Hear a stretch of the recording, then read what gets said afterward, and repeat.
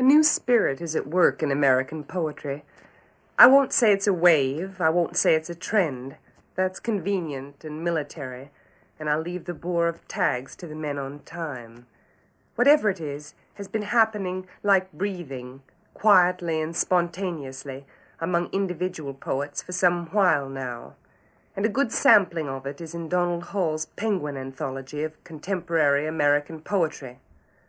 Flip through Lowell's early poems, as fine and wild and rich and stiff as the animal room at the Vatican, to the intimate disarmament of this. Only teaching on Tuesdays, bookworming in pajamas fresh from the washer each morning. I hog a whole house on Boston's hardly passionate Marlborough Street, where even the man scavenging filth in the back alley trash cans has 2 children, a beach wagon, a helpmate, and is a young Republican. The shift in tone is already history. The flashing, elaborate carapace of Lord Weary's castle dropped for life studies, walking the tightrope of the psyche naked. Snodgrass does something similar, albeit in watercolors, in Heart's Needle. There's no exhibitionism about it, no thunder and lightning. The voice is quiet, colloquial, laconic, wry. As often as not, it's the voice of the solipsist. I myself am hell. Nobody's here. The inwardness of these images, their plummeting subjectivity, is what Mr. Hall points to as genuinely new to the American scene.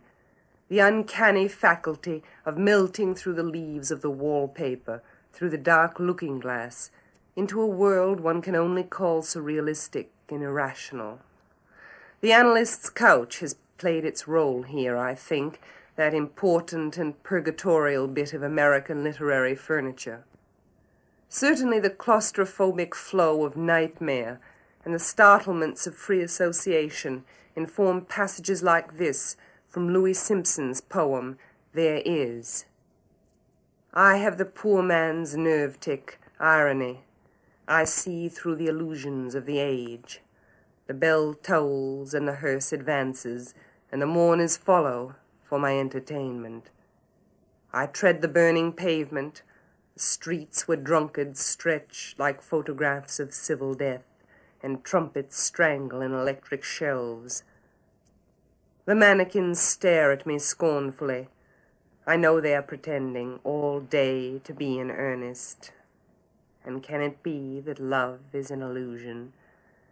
When darkness falls on the enormous street, the air is filled with Eros whispering.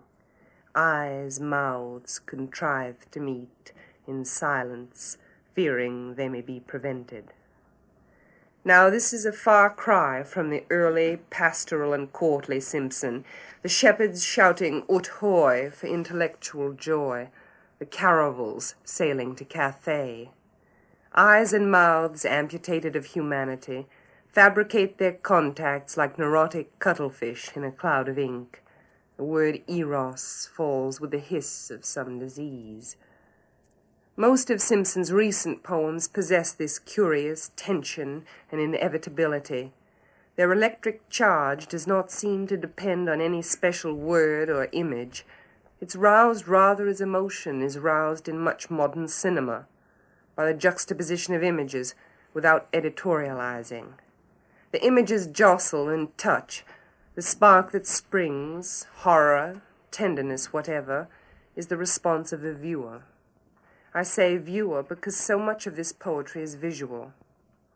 Take these lines from Sunday in Glastonbury by Robert Bly. It is out in the flimsy suburbs where the light seems to shine through the walls.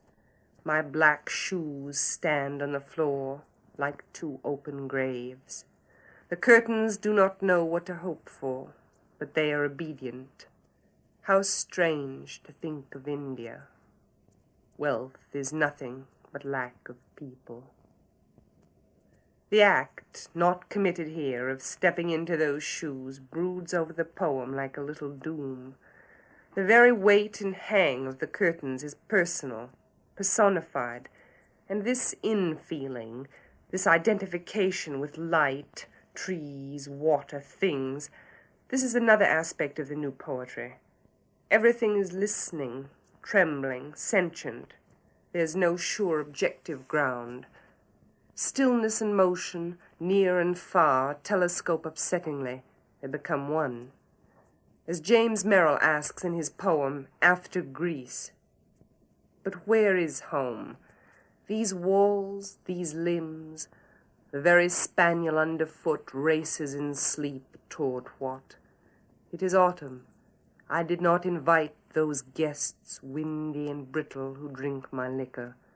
Returning from a walk, I find the bottles filled with spleen, my room itself smeared by reflection onto the far hemlocks.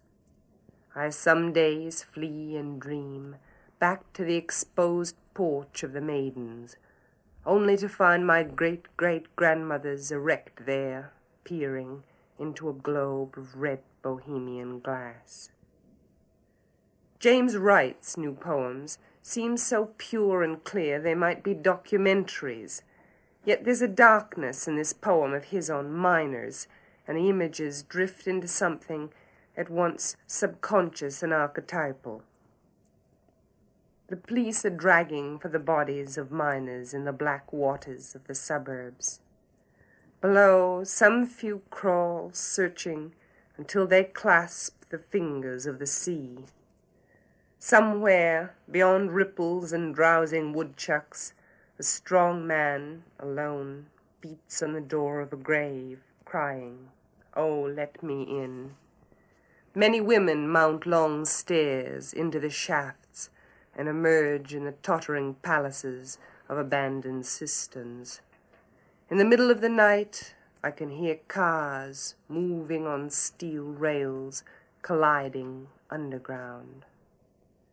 Is it a coincidence that so many American poets should all at once cast off the old stiff suits of early styles, Lowell, Simpson, Adrian Rich, Anthony Hecht, and W.S. Merwin, for example? What I don't think is a coincidence is that so many of these poets should themselves be translators, very considerable and original translators of foreign poets such as Pasternak, Montale, Neruda, Trocla, and so on. It would be naive to claim that this new surrealism had jumped, full-blown, if slightly manic, from the collective American poetic brain. I do think the voice in the poems I've been reading is uniquely American. That's where it lives. But it's not all that miraculously without its influences. Galway Kinnell has a line describing dawn in New Hampshire, and the dimension of depth seizes everything. That is, I think, what's been happening in a lot of American poetry. Let me close with a passage from Kinnell's flower-herding pictures on Mount Monadnock. In the forest I discover a flower. The invisible life of the thing goes up in flames that are invisible, like cellophane burning in the sunlight. It burns up. Its drift is to be nothing. In its covetousness it has a way of uttering itself in a place of itself. Its blossoms claim to float in the empyrean, a wrathful presence on the blur of the ground. The appeal to heaven breaks off. The petals begin to fall in self-forgiveness. It is a flower. On this mountainside, it is dying.